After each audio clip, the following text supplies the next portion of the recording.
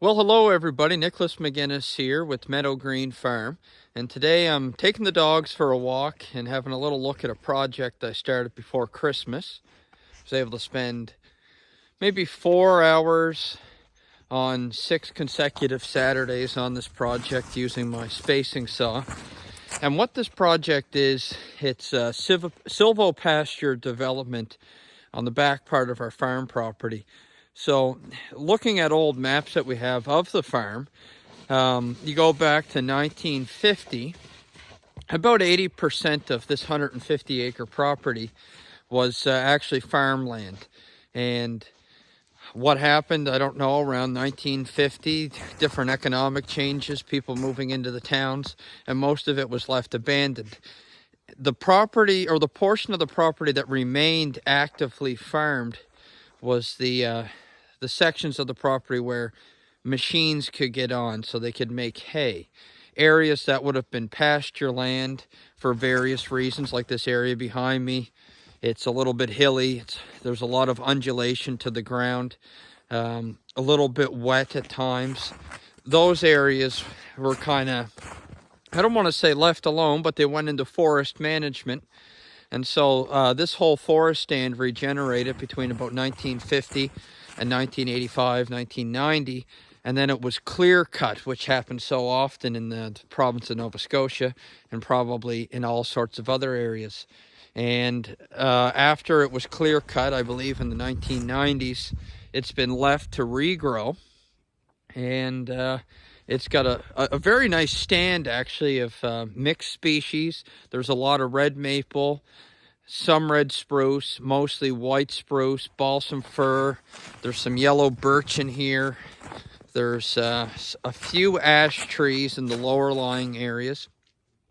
But I wanted to do a tour of this site because when I look at opportunities in agriculture in Nova Scotia, and especially in my neck of the woods, in terms of increasing our production, I'm not sure if there's a bigger opportunity out there right now in terms of land availability, the price of that land, so affordability, and how it fits into regenerative agriculture. And that's converting regrown farmland that's now in, say, 20 to 30-year-old mixed forest stands and converting that into silvopasture.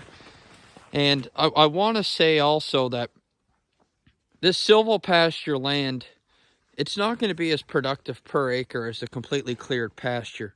But what it's going to do, especially in the short term, is it is going to provide grazing opportunities, which is going to allow me to rest other areas of the property, other pastures that are completely cleared.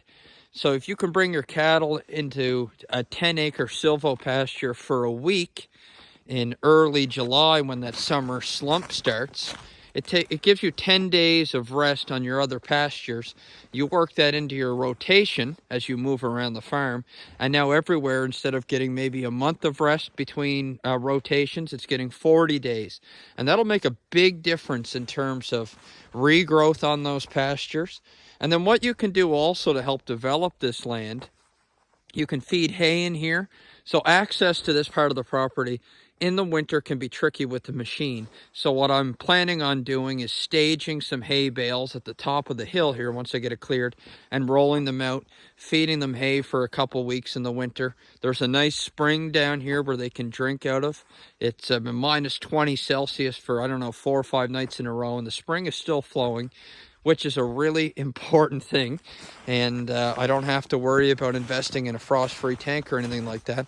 But I wanted to just do a quick video, short discussion on where I think a really big opportunity exists in farming in Nova Scotia. And I'm just going to try and switch the view on my camera here. So this is the area that I've cleared, and I've gone through it with the spacing saw. There's more trees left standing than I think I'm going to end up with. But some of these larger trees and these suckered maples, I'm going to wait till I bring the chainsaw in here to cut them because they're a little bit difficult. But you can see right in front of me, that's everything. That's what it all looked like when I started.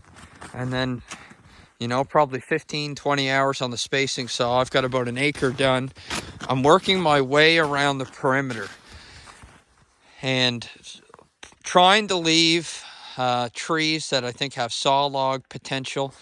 Trying to leave some sugar maples, because who knows, maybe I want to tap some sugar maples down the road. It's nice to have that option. And how I've started this project, and this is a really nice section that I've cleared, but how I've started this project, and I would recommend someone who's embarking on doing the same with a spacing saw. Obviously, it's a lot of labor. You start at the perimeter. So map out, you can use a map or just in your head, but figure out where your perimeter is going to be and essentially just clear 10 meters out along that perimeter. And that'll allow you, even if it takes 2 winters to get this 10-acre section cleared, it allows you to have the sight lines cleared out to install a fence.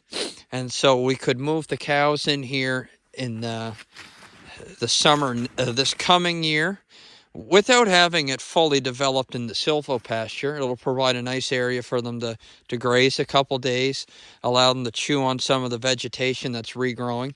So when it comes to farming, especially if it's a side income thing like it is for me, using your time effectively is so important.